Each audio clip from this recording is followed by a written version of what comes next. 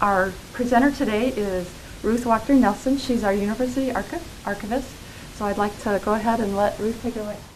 Welcome to UWSP's Archives and Area Research Center. I'm going to jump right in today and try to explain to you what an archives is very briefly. Our primary function as an archives is to preserve the history of the nation, the state, the county, the city, business, organization, or institution it's associated with by documenting its growth and its development. You could say that an archive serves as an institution's memory bank. And in that sense, each and every archives is very unique and has a very special and specific subject focus.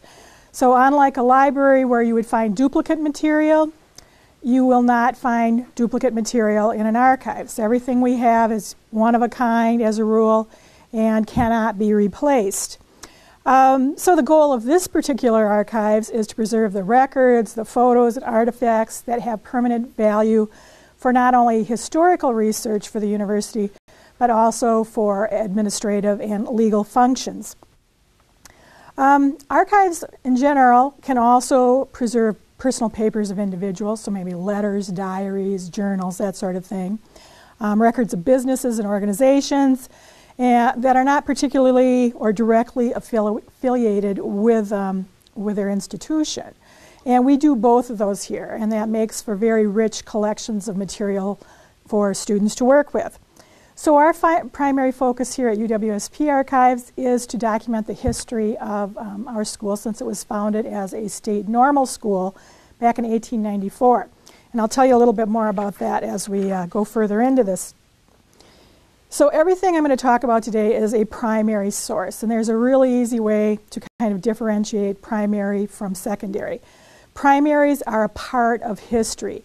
They're created as events unfold and take place, whereas secondaries, you're looking back at what happened in the past. That's a really brief way of describing it. We have three major collections up here today. And today I'm going to tell you a little bit about each one and tell you how students have used them for projects in the past. First of all, a big part of the university's collections consist of what we call administrative papers or working papers. And you start with the chancellor's office and then it goes down to every department on campus. And just to give you an idea of how archivists store material, everything is in acid-free boxes and folders or possibly chemically inert sleeves, and that helps slow down the deterioration of paper or photos. So administrative papers, they have historical, legal, and administrative value here. We also have minutes from all the different committees on campus, including the Student Government Association, and these all document the university's decision-making process. You can literally start back in 1894 when we were founded and follow that history through and see how this see how the school evolved. But it's also, you can see why we are what we are today by looking through these materials.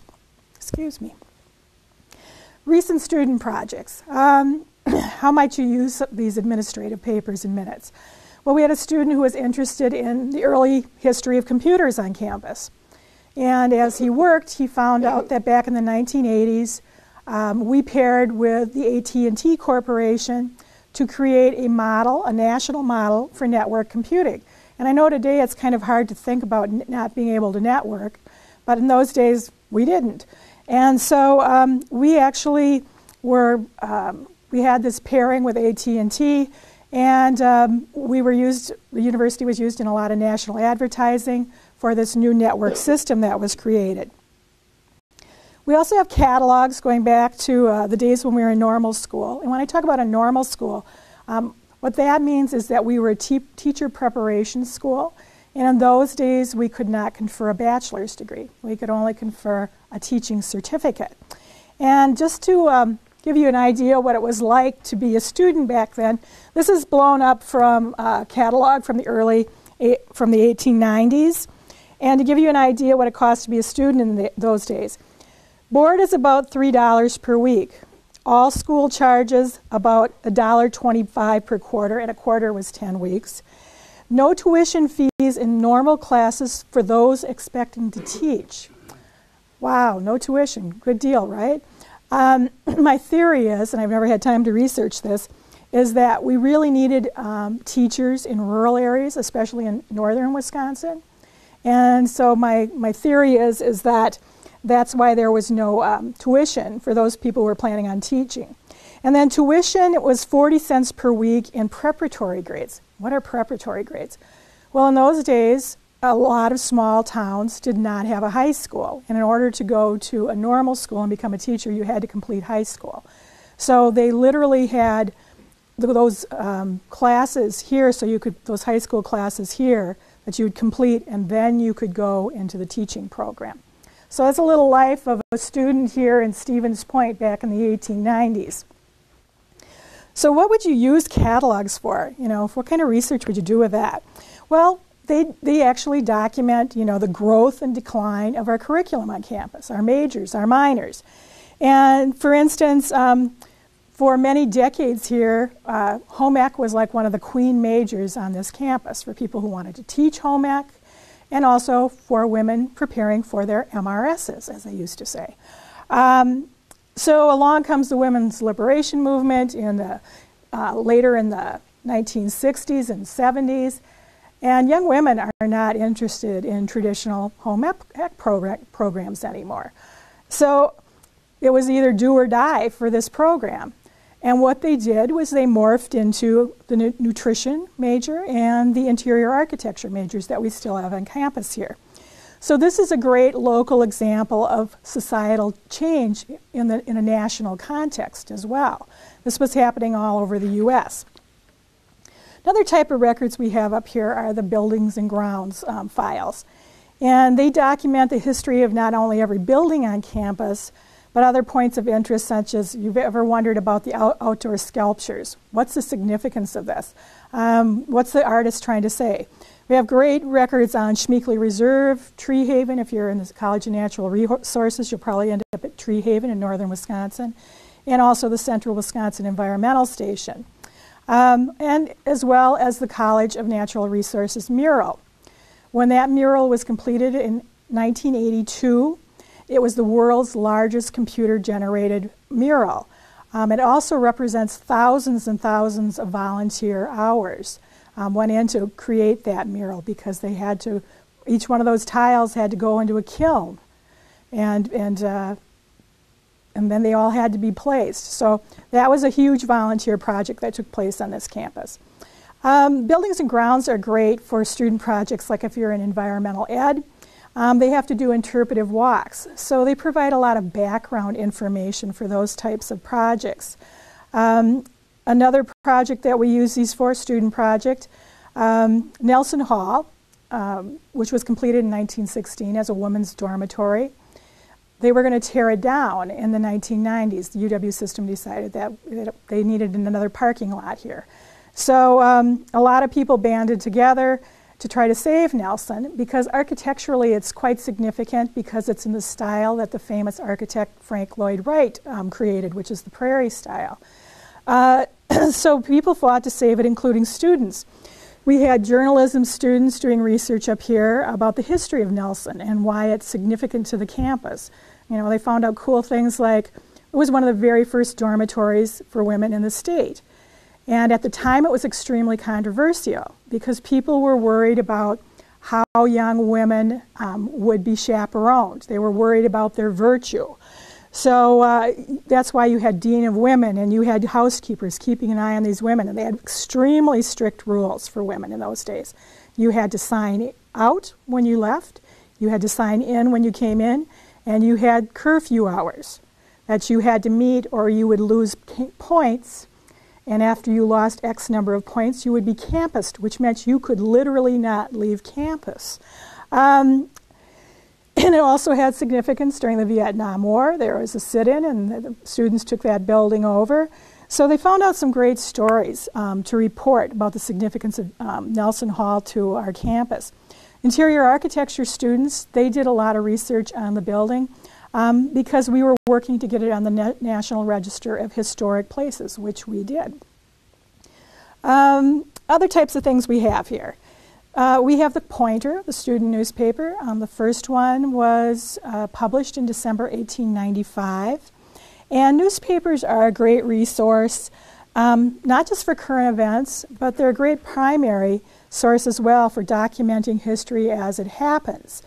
And in the case of the Pointer, it helps document our student life for more than 120 years, as well as campus events and personalities. And just things that are going on that made a difference to students. You know, students protesting the Vietnam War, students supporting the Civil Rights Movement, things like that. They're documented in the Pointer. And I just want to show you one from 1904. Give you a little idea here.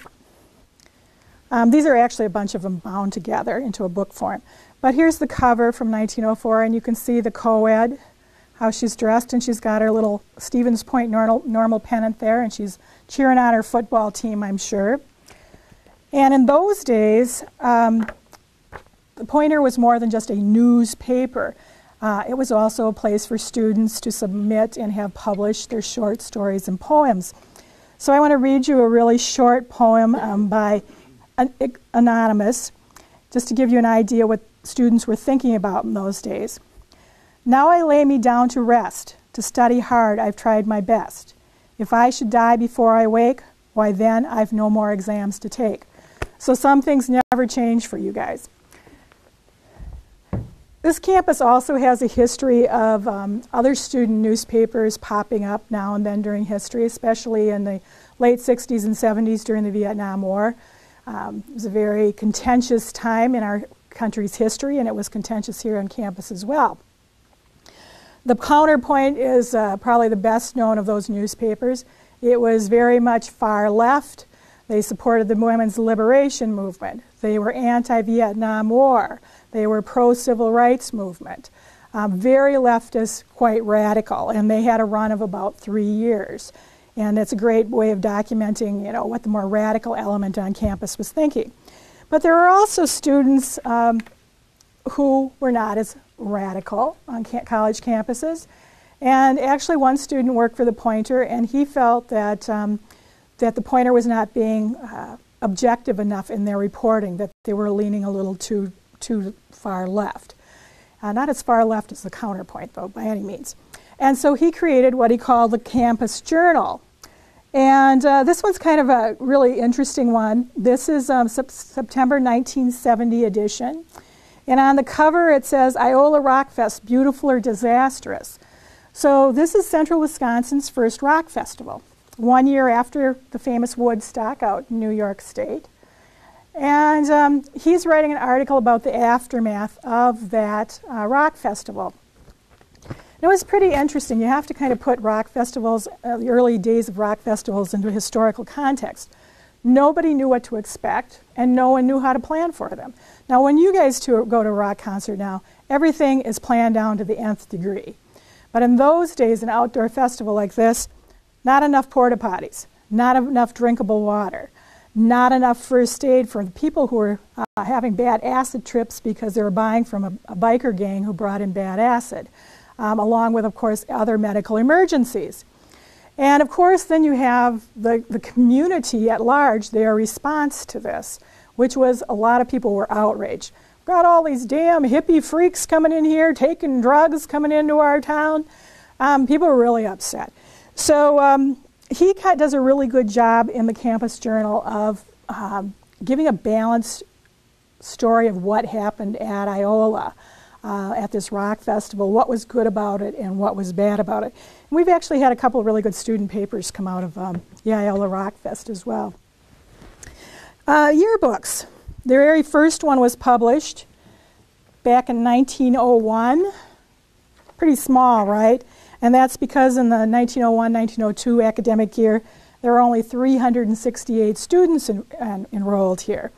Of course, even back then, athletics was very important to the campus, and you might not be surprised to see that we had a men's basketball team back then. You might be surprised to see that we had a women's basketball team back then.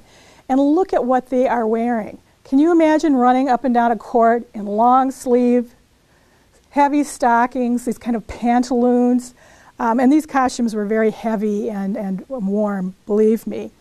Just to give you an idea what women's basketball was like back then, the first game that was reported in the Pointer was in 1898, and the score for the women was 4-4.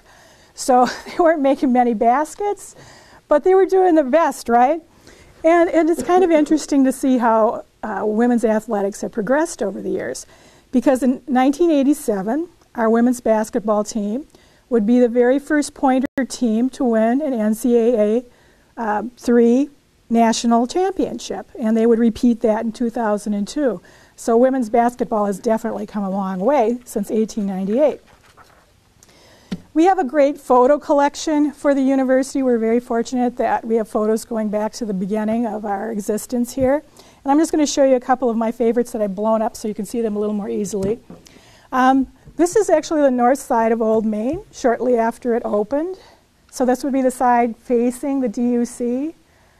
And to me, it's really interesting. It's like, where's the rest of Stevens Point? Doesn't it look like it's just built in a field of weeds? Yeah. And then, post-World War II, before the big building boom takes place due to the GI Bill, because after the GI Bill is passed by the federal government, people who would never have had an opportunity to get a higher education are now flocking to universities all over the country. And you're going to see enrollment skyrocket. You see building skyrocketing on campuses all over the country, bigger faculties, bigger management teams. So anyway, this is in 1950s, and it's kind of cool because this is before that building boom. And basically, you have Old Main, which now has 2 wings, which, by the way, in 1977, to save it from being demolished, came to an agreement and they clipped the wing, so it's now down to its original footprint at this time. You have the communications building, which actually was originally a campus laboratory school. I have friends, that's how old I am, who did K through 8 in that school before they went to high school, because our students were learning how to become teachers, right? So they had this whole school that we ran here on campus. And as a matter of fact, if you've ever walked from behind the DUC where the Iris Fountain is, and you've seen that kind of square, odd part of the building on the comm building, well, that was a part of a gymnasium for the kids to play in. And we also have the Student Services building here. And when Old Main got too small to handle, because at one time everything was in Old Main, from the president's office to every class on campus, when it got too small and as we grew, they created the Student Services building, which was actually a library. That was our second library on campus. So if you go look, if you go on the main door and you look above it, you'll see a tree of knowledge above it, and that's because it was a library originally. And then we also have Dalzell Hall, which was the first men's dormitory. But beyond that, there are no dorms north of campus. There's no CPS, so on and so forth. So a lot of growth has taken place since the 1950s on this campus. We are also the keeper of the rare books collection for the university. That collection consists of both fiction and nonfiction. We have everything from novels, poetry, children's books, books in different scholarly disciplines, and also the books as art collection. And I'm going to show you a couple of examples here. Artist books are really cool. They can take any form, and unlike other types of art, say if you were going to go to an art museum, you can never touch anything right. Artist books are created to be touched and to be read. And some of them are very dark, some of them are very serious, and some of them are pretty whimsical and silly. This is one of my favorites. The title of this artist book is called I Was the Victim of a Hack Magician. So have you ever seen the magician's trick where they saw the lady in half, right? Okay, lame, I know. So here's the wooden box, and here's the lady that's going to be sawed in half. But how are you going to saw her in half? And where's the book? There you go. So it's pretty cool. There's just magnets in here to hold it together. So that gives you an idea of what artist books can be like. We also have what people might consider more traditional rare books, that predate the 19th and 20th century. The oldest book in the collection is a Catholic Bible in German, printed in Germany in 1575. And yes, you can see these things. Can't check them out, though. And then I'm going to show you one other book. Some of the titles for these really old books go on and on and on. And just to give you an idea what the title of the book is that I'm going to tell you about now, I'm going to read a small portion of the title and then I'm going to stop. Acts and monuments of matters most special and memorable, happenings in the church, with an universal history of the same, wherein is set forth at large the whole race and course of the church, from primitive age to these later times of ours, with the bloody times, horrible trouble, and great persecutions against the true martyrs of Christ. And it keeps going. Fortunately for us, it's popularly referred to as the Book of Martyrs. And it's basically what it's about is, as the author, John Fox, is writing about the Catholic Church persecuting non-Catholics. And so this is the Book of Martyrs, published in London in 1631. And the last time I looked in WorldCat, this edition, there are only 23 copies in the world. And WorldCat, by the way, is a worldwide online cooperative cataloging database. So the other beautiful thing about this book is that it has woodblock cuts. Anybody know what that is? An artist would take a block of fairly softer wood, and they would carve the images into it and then print them. And you can see very simple woodblock cuts or very detailed, such as this book. I mean, you have the martyrs being burned at the stake here. You have the angels looking down from heaven on these martyrs being persecuted. It's really something else. And then you turn the page, and here's King Henry VIII of England. And it's just amazing the detail that somebody could create this from a block of wood. And you are more than welcome when I'm done to come up and look at any of the things I'm going to show you today. We also have the ARC materials here, or the Area Research Center. We just call it ARC. Currently, there are 14 ARCs throughout the state of Wisconsin. They're all located on UW campuses, except for there's one up near Ashland that's in a visitor center. So each ARC houses the records of the Wisconsin counties in its area. We serve 9 central Wisconsin counties here at UWSP. And the unique feature of this network is that we transfer archival material. You're all used to interlibrary loan, where you can get articles and books from other libraries, so that doesn't seem like a big deal to you. But historically, archivists have never allowed their material to leave their archives, and that's simply because it's unique, and if something happens to it, we can't replace it. To the best of my knowledge, we are the only place in the world here in Wisconsin that has a statewide transfer system like this. And what does it mean to you as students? It really opens up incredible collections from Madison to you, archival collections. Wisconsin Historical Society has fantastic collections, and they're one of the better historical societies in the United States. So the network, the ARC network, focus is much broader, subject focus, and it focuses on the history, of course, of the state of Wisconsin, and also to a degree the history of the United States as well. And it includes things like personal papers of individuals, so those letters and diaries and journals, records from businesses. For example, Milwaukee has many brewery records down there from their brewery industry, and also various organizations. And I just want to give you a little sampling of what students have used these papers for in the past. There's always some guy who wants to do a paper about some battle during the Civil War, or what it was like to be a soldier during the Civil War. But one student came up with a really unique idea, and that was he wanted to know what it was like to be a medical doctor by the battlefields of the Civil War. And we were actually able to find letters written by physicians who were serving during the war, and we were sending them home. And so he was able to work on his paper that way. Another interesting request we've had from students is somebody wanted to know what it was like to be a lighthouse keeper in Door County. And we were actually able to get the logs from a lighthouse. And what the student found out was that being a lighthouse keeper really wasn't as romantic and cool as she thought. It was very lonely and dangerous work. Prohibition, that's always real popular topic with students. 1920 to 1933, 18th Amendment prohibited the use of intoxicating beverages in this campus, and we know that it failed miserably. But if you want to see how did we end up having prohibition in this country, you might want to take a look at the records of organizations like the Women's Christian Temperance Union. This organization felt that alcohol was ruining the fabric of the American family.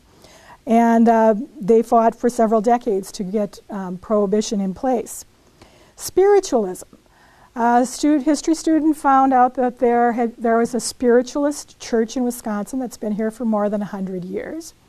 And of course, spiritualism was really popular during the Victorian times. It was actually, after a big fancy dinner, you would have a spiritualist, that's hard to say, come in and do a seance for you, for instance. And we were actually able to find quite a bit about spiritualists down at the Wisconsin Historical Society. Fluoridation in the 1950s and 60s, believe it or not, we're all used to fluoride in our toothpaste now in our water. In those days, it was highly contentious in some communities, especially Stevens Point. People fought to keep fluoride out of the water because they were afraid they were going to be poisoned and they would be poisoning their children. Great material on that. And then finally, one thing about reading someone's personal letters, diaries, and journals, when these are written, these people don't think, oh, well, this will probably go to an archive someday and all these people are going to be reading it, So they're very personal, and it's a really personal look at history when you read these types of things. And sometimes it's even kind of voyeuristic. I've seen, sometimes you get love letters between a soldier or a sailor to his sweetheart at home. Some of them get pretty passionate and hot. So primary sources can be really interesting things to work with. And I'm going to just show you one example from the ARC collections. These are George Stevens letters, and they're written in 1839, and Stevens Point is named after George, which is kind of ironic because he bought a shack on the Wisconsin River, threw some supplies in it, and went up the river to Wausau. So he's writing to his partner, George Morton, who is back east, as they used to say, back east. And he's telling him about what he wants to do, and he needs more money. He wants to build a sawmill on the river. And he has to create some dams, and he has to kind of start playing with the river's course. So this is a great piece of local history, right? What I find more interesting is that he did a thumbnail sketch of what the Wisconsin River looked like before we built dams, created reservoirs, and really raised the level of the river quite a bit. So you can see here he's put in little falls and rapids here because he wants to harness the river's energy to run his sawmill. And I think the biggest drop on here is about 14 and a half feet. What else do I have for you? Oh, one other thing about the Wisconsin River. Back in 2008, they had to do a drawdown of the river here in Stevens Point so they could fix the seawall by the paper mill. And it was really interesting to see what was under all that water. There were tree stumps as far as the eye could see. Islands were covered up. You could see these huge cribs that they created to hold the booms of logs that were being transported down the river. By the way, some of those log booms made it all the way to the Mississippi and down to St. Louis. So that's a little of our past history here. Also in the ARC, we have records from county courthouses, such as tax rolls, if you wanted to work on the history of your home. citizenship papers if you wanted to find out about your family when they immigrated here, and court records. And we have court records that document what happened before and after one of the most violent episodes in Portage County history. I think we forget the Midwest was a frontier. We have all of this Hollywood in our head. You know, we think of, the American Revolution on the East Coast and the settlement by whites in that area. And we think of the American West, right? But we don't think about the Midwest, because really Hollywood doesn't do a whole heck of a lot with us, right? And we were very much a frontier as well. And Stevens Point in particular was very violent town. There's a story about how,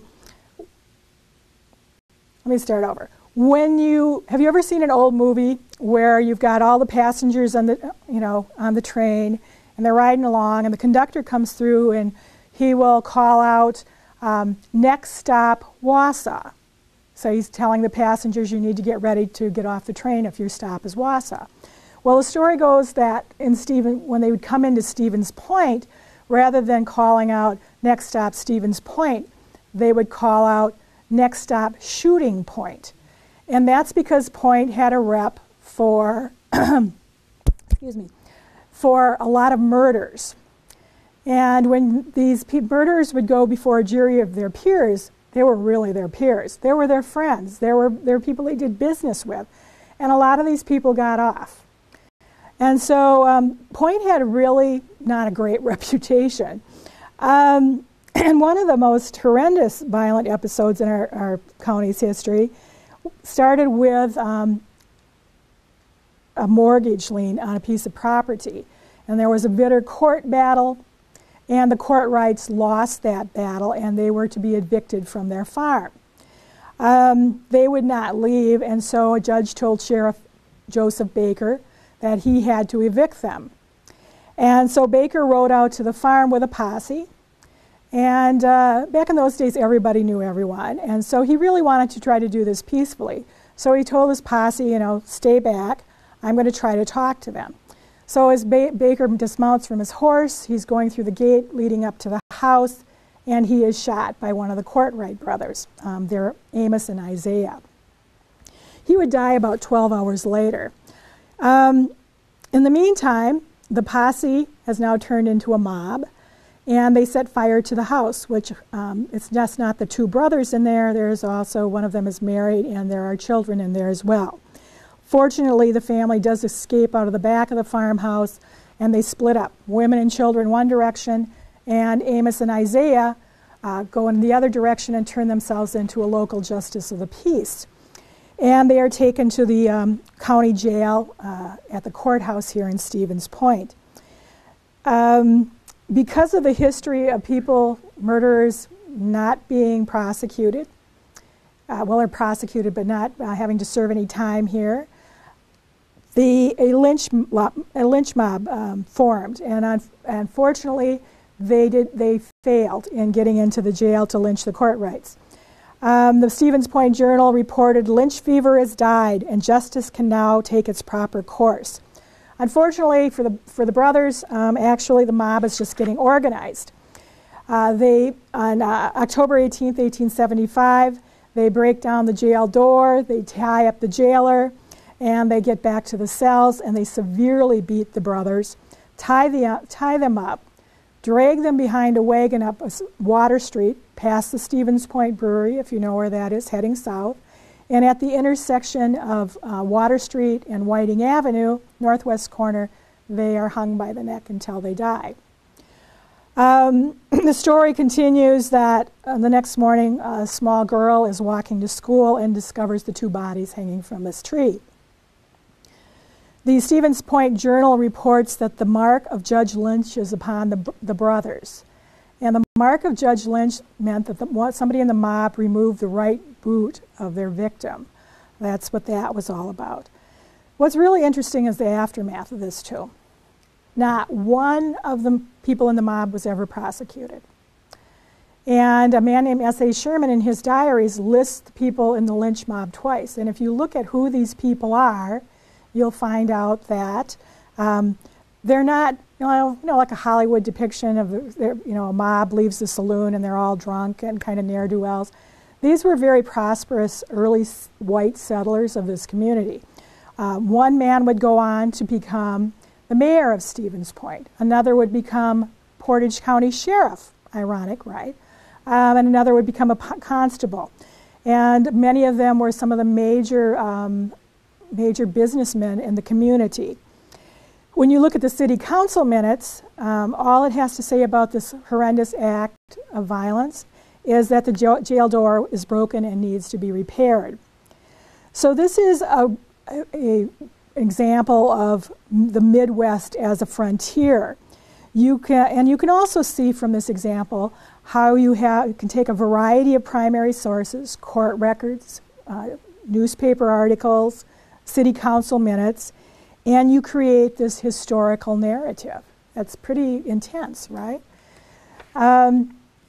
Speaking of Portage County, let's talk briefly about the Portage County collections as well. Of course, this pertains to the county history, Stevens Point, and to a lesser degree, central Wisconsin's history. And very much like the ARC collections, you have, the diaries, the letters, the business records. For instance, we have the Stevens Point Brewery's records here. They're old records here. It also has a terrific photo collection that students have used a lot over the years. Biology department has museum methods class. Students come and use photos, we make copies, and they use them in museum exhibits.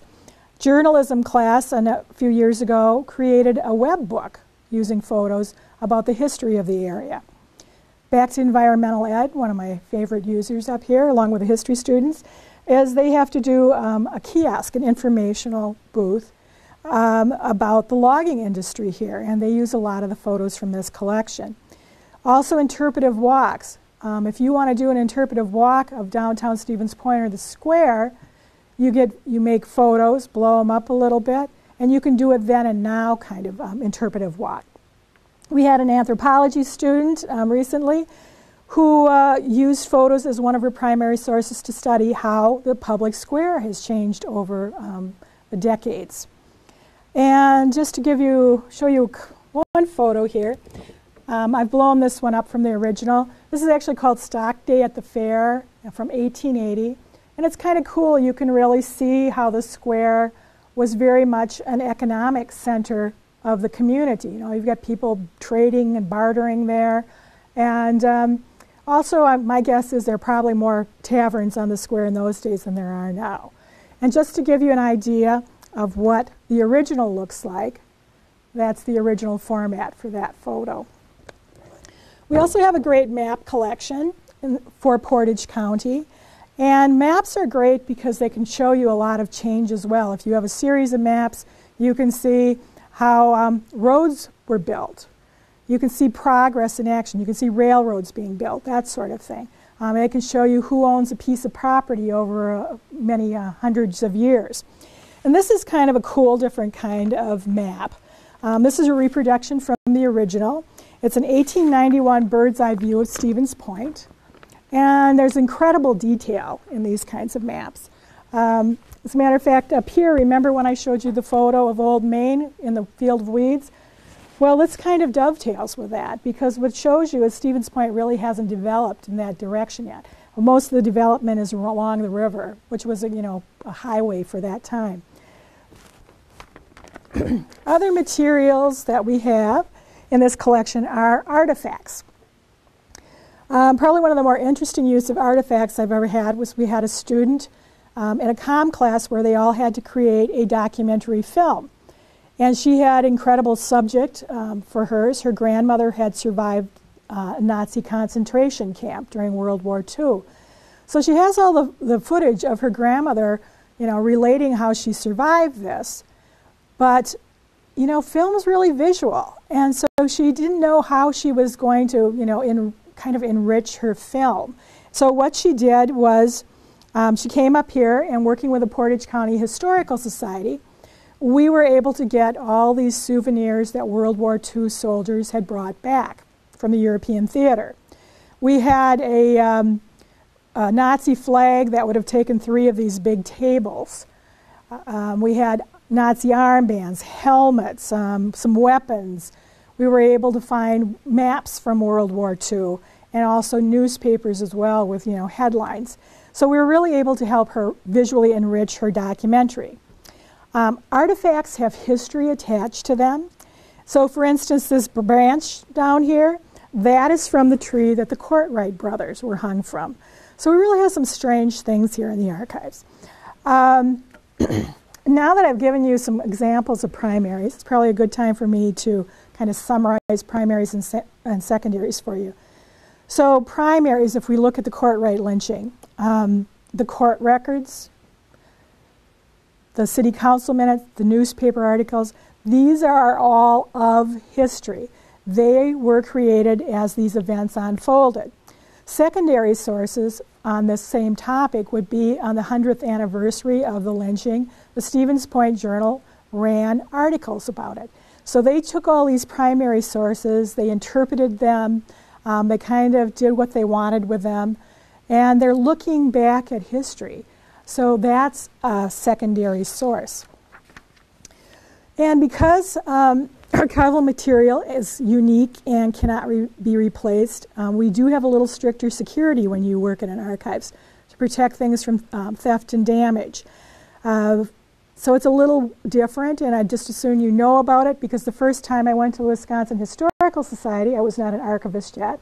I was a budding young historian, and I hadn't a clue what I was going to run into. So, I had a great big cup of coffee from Steep and Brew, and my backpack was full of things that I thought I could use, and I go in, and they're just going to walk in, and they're like, you can't do that. And they were very nice about it. And they kind of explained things to me, so I want you to be aware. First of all, backpacks, purses, briefcases, umbrellas, and coats. You can't have them at the research table with you. Every archives I've ever been to, they provide free lockers for you to put your stuff in. We've got a coat rack for you out there. And so you put all that away. One warning, never leave anything outside the archives. I see students do that sometimes because unfortunately on occasion there's a problem with theft in the library. So what can you have at the table with you? Well, you can have your notebooks, laptops, tablets, paper, citation manuals, pencils. No pens or highlighters, and that's because we can't reverse that process if somebody forgets and starts marking up documents. You're changing that original document if you do that. No food or drink in the research room as well, and that's simply because food and drink draws rodents and insects that eat paper, and so we don't want to do that in the archives. One thing people find odd is that you do have to sign in before you start research in an archives, and if you go to a really large one, you're going to have to show photo ID. Unlike a library where you can go to the stacks, our stacks are closed. So how do you find out what we have? Well, one of the things we do is we sit down and we talk to you, find out what your interests are, and we go get everything for you. So it's kind of like going to a really nice restaurant. You get to kick back for a little while, relax, listen to some music, and we go find everything for you and bring it out for you. Our material does not circulate, so you do have to use it here in the archives. And as you saw, some of it's quite fragile, so you do have to handle it with care. Our hours are Monday through Friday, 7:45 to noon and 1 to 4:30. A little bit more limited than the rest of the library. And so just to close, I hope you have a sense of just how diverse primary source material can be, and that you can really use it in a lot of different ways. Besides just research papers, you can get background information for interpretive walks, speeches, web books, and any other kind of web-based project you can think of.